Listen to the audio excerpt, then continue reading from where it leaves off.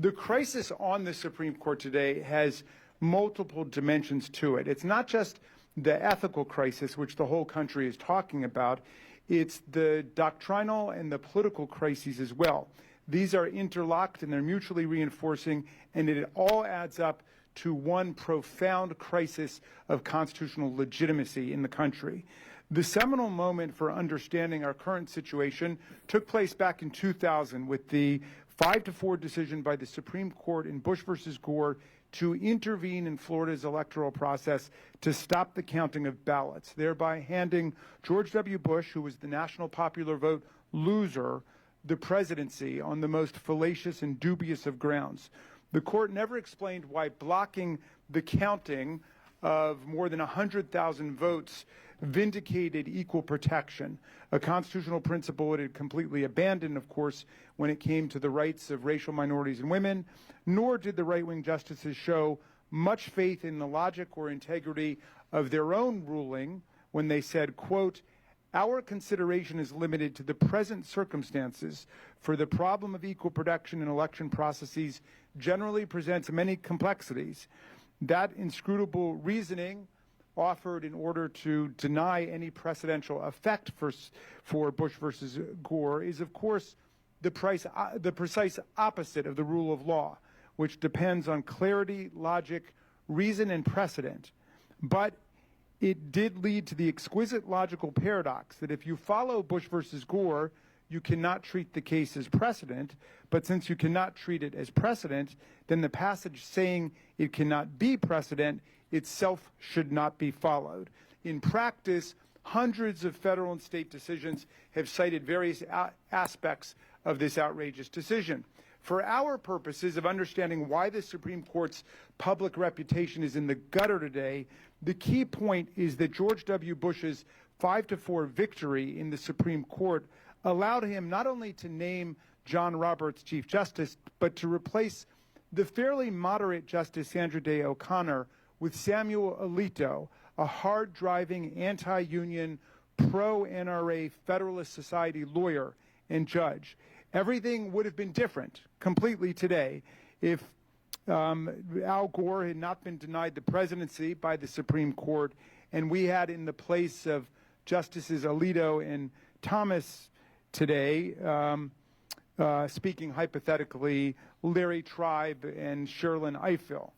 But that new right-wing 5-4 majority, which included Clarence Thomas, who astonishingly replaced Thurgood Marshall and was the appointee of George Herbert Walker Bush, proceeded to dramatically erode the voting rights of the people and set the stage for a resurgence of political white supremacy. There are many relevant cases in this genre, but consider this key one. In 2013, in Shelby County versus Holder, the 5 right-wing justices cut the heart out of the Voting Rights Act of 1965 by essentially nullifying the central Section 5 federal pre-clearance mechanism by finding that the Section 4 coverage formula was now obsolete and dissfunctional because there was no more racism in the political system. In dissent, Justice Ruth Bader Ginsburg likened it to someone deciding to throw away their umbrella in a rainstorm because they weren't getting wet. This decision, within just weeks and months, led to a dramatic rise in voter suppression and disenfranchisement tactics and schemes throughout the South and in other areas, with 15 states canceling online voter registration, early voting, mail-in balloting, same-day voter registration, and other recent reforms, and imposing serious new blockades and obstacles to participation, including photo ID laws, regular mass purges in the voting rolls of voters who miss a single election, and the closure of 868 polling places, predominantly in African-American communities, all in the 3 years immediately after the decision gutting the Voting Rights Act and leading up to the 2016 presidential election. Now, although Hillary Clinton beat Trump by more than 2.5 million votes nationally in the popular vote, he still eked out an Electoral College victory in 2016. So that popular vote loser and Electoral College winner then came to name 3 right-wing Supreme Court justices of his own, Neil Gorsuch, Brett Kavanaugh, and Amy Coney Barrett, all 3 of them under radically questionable and dubious circumstances. Neil Gorsuch got the seat that President Obama had nominated Judge Merrick Garland to. Garland was, of course, the chief judge of the D.C. Circuit Court of Appeals and was arguably, indisputably, in my mind, one of the most qualified people ever to be nominated to the Supreme Court. This was the vacancy created by the death of Justice Antonin Scalia in February of 2016. President Obama nominated Merrick Garland to fill the vacancy on March 16, 2016, but Senator Mitch McConnell, in his wisdom, said there would be no hearings or votes because 9 months before the new presidential term was too close, and the people should decide, with only 9 months to go.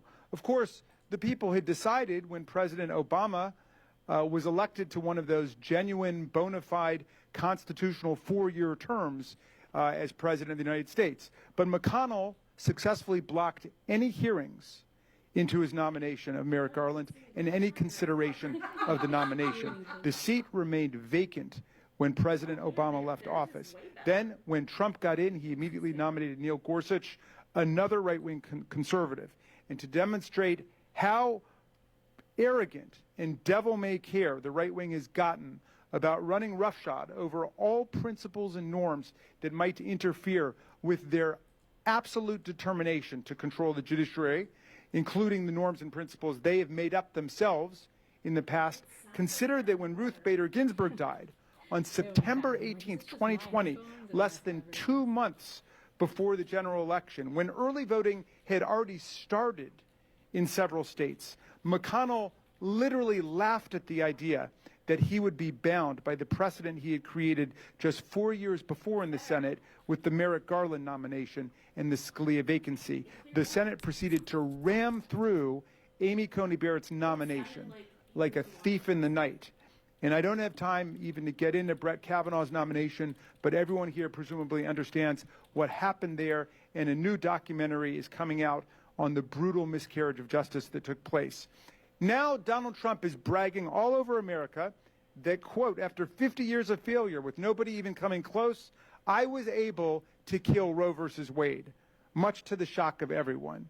He and Mitch McConnell packed and stacked and gerrymandered the court. And now this right-wing corporate court, carefully designed to destroy Roe versus Wade and to fuse right-wing religion with untrammeled corporate power, has been demolishing women's abortion and contraceptive rights, civil rights law, voting rights law, civil liberties, environmental law, workers' rights, and consumer rights, enshrining government power over people whenever they conflict and corporate power over government whenever they conflict. The court has been behaving like a rabid partisan actor. A few weeks ago, in Alexander versus South Carolina NAACP, another 6-3 ruling, the right-wing majority upheld a congressional redistricting plan that the plaintiffs described as a blatant racial gerrymander designed to thwart and dilute the voting rights of African-American voters in South Carolina. But the right-wing majority held that the African-American plaintiffs had failed to show that the majority-white legislature was motivated by race when it relocated thousands of black voters out of the 1st congressional district, dramatically changing the political balance of power in that district. Justice Alito held for the majority instead that the legislature was merely seeking to make the seat safer for Republicans, which is a legitimate goal, Justice Alito said, and does not violate equal protection. Under this court, it violates equal protection when Florida just tries to count ballots in Florida, but it does not violate equal protection when African-American voters are drawn out of a congressional district to create a safe, white, majority Republican district. Constitutional doctrine has been reduced in this court to a series of blatantly unjust and thoroughly ideological decisions like these, upholding white political supremacy, racial inequality, corporate power, and right-wing control over our democratic institutions. All of the preening lectures about textualism and originalism today are nothing but a fraud on the public, and I want to get into that today. And I want to talk about Citizens United, if we get the chance, with Senator Whitehouse, and I want to talk about the Second Amendment jurisprudence too. But in sum, the right-wing justices, 5 of them named to the court by Bush and Trump, the 2 presidents elected in this century to the presidency after losing the popular vote, now act entirely like the judicial arm of the Republican Party, which represents a small minority of the American people. It is no coincidence that Justice and Mrs. Alito today brandish the flag symbols of insurrection, of disunion, and of Christian white nationalism. It's no coincidence that Justice Thomas takes millions of dollars from his right-wing corporate sugar daddies.